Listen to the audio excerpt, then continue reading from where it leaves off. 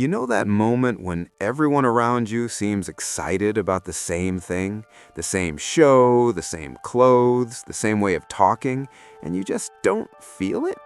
Not in a dramatic way, not in a rebellious way. It's quieter than that. It's more like standing slightly outside of something everyone else has already stepped into, wondering if you missed the moment, or if it just never called to you in the first place. And when that happens enough times, people start to notice. They might call you different, detached, maybe even difficult to read. Sometimes they assume you're trying to be unique on purpose, like you're rejecting things just to stand apart. But that never quite feels accurate, because it doesn't feel like a choice you're making against something. It feels more like you just don't move the same way as everyone else. There's a pattern here that most people don't really understand. People who don't follow trends aren't always resisting the crowd. Often, they're just not wired to feel the pull of it in the first place. And that's where the real story begins. Because this isn't about fashion or music or opinions. It's about how certain minds relate to social signals and how certain nervous systems process belonging. Most people, whether they realize it or not, are constantly scanning their environment for cues. What's accepted here? What's admired? What feels safe to align with? Psychologists sometimes describe this as social attunement. It's a deeply human instinct. Our brains are built to notice patterns in behavior and adjust accordingly. It helps people bond, connect, and avoid rejection. There's even research showing that when people align with group norms, areas of the brain associated with reward light up. It literally feels good to fit in. But not everyone experiences that reward in the same way. Some people have a slightly different relationship with those signals. Instead of feeling pulled toward what's popular, they feel more anchored internally.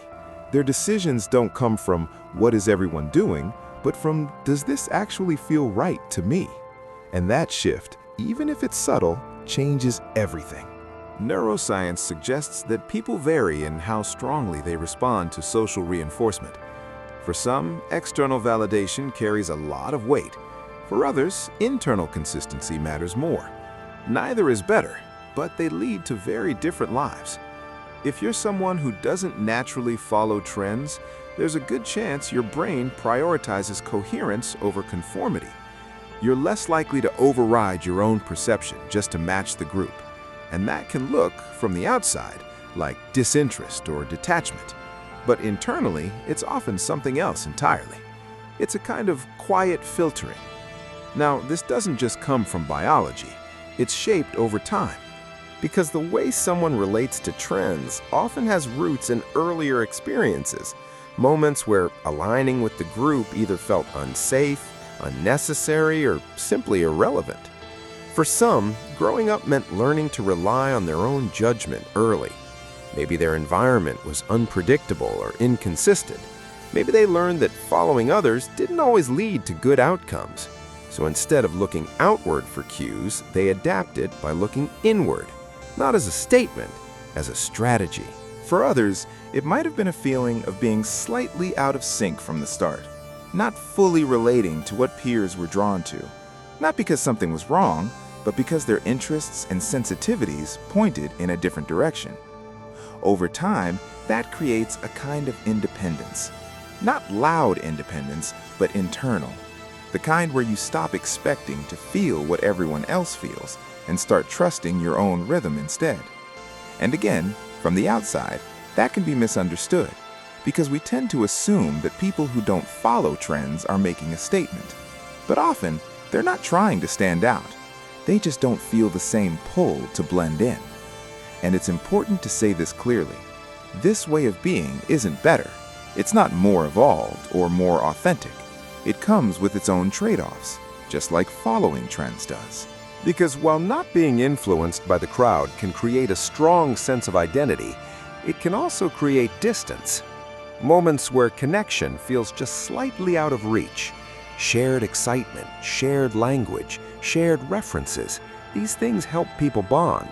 And when you're not naturally tuned into them, You might find yourself on the edge of those experiences instead of inside them. Not excluded, but not fully immersed either. There's a quiet loneliness that can come with that, even if you wouldn't trade your perspective. And here's where it gets a little more complex, because people who don't follow trends are often very observant of them. They notice patterns. They see how quickly things shift. They can often predict what will become popular next. But noticing something isn't the same as wanting to participate in it. In fact, sometimes the more clearly they see the pattern, the less compelled they feel to step into it. It's like watching a wave from the shore instead of jumping in. There's awareness, but there's also distance. And that distance can be both a strength and a cost. It allows for clarity, for originality, for choices that feel genuinely aligned. But it can also mean missing out on the simple ease of moving with everyone else without thinking twice. And none of this is accidental. It's the result of how your mind learned to relate to the world, how your nervous system learned to find safety, how your sense of self formed in response to everything you've experienced.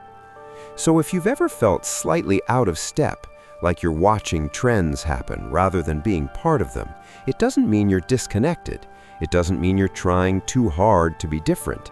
And it doesn't mean something is missing. It means your attention is organized differently. Your sense of direction comes from a different place, and there's a kind of quiet integrity in that, even if it's not always easy to explain. Because in a world that moves quickly and collectively, there's something subtle about moving at your own pace. It doesn't always get recognized, but it shapes your life in ways that are real. And if this feeling has been with you for a long time, there's probably more to it than just trends. There's a deeper pattern underneath it, something about how you see, how you choose, how you relate. And once you start to notice that, you begin to understand yourself in a different way. Not as someone standing outside for no reason, but as someone who's been following a different kind of signal all along. And if that resonates, there's more to uncover there.